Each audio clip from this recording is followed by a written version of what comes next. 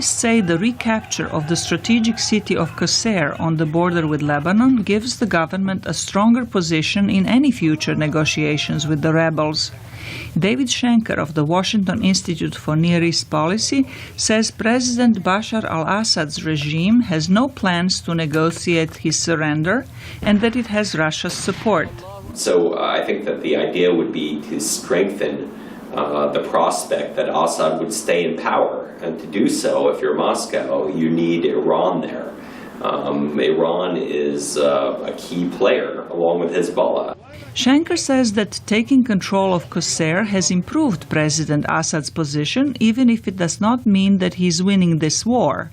Analyst Tony Badron of the Conservative Foundation for Defense of Democracies says that Iran is helping its allies in Damascus strengthen their hold of a strategic part of Syria.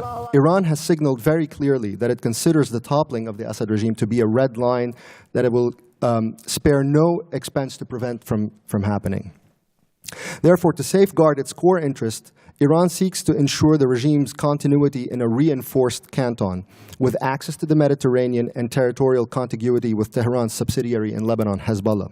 Badron told a U.S. Congressional Committee Wednesday that the United States must break up Iran's support for Syria by striking the country's airports, and that it must get its allies Turkey and Jordan to engage more forcefully to weaken the regime in Syria's north and south, respectively.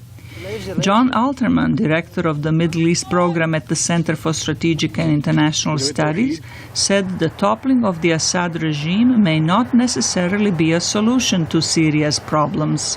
As odious as the Assad regime is, there's little question that even more odious characters lurk in Syria. A settlement that arises from a negotiated transfer of power stands a far greater chance of improving Syrians' lives than building from the ashes of even deeper sectarian killings and ethnic cleansing. Alterman suggested creating safe havens for Syrians caught in the fighting and providing weapons to civilians for self-defense, rather than providing arms to tip the balance in the war.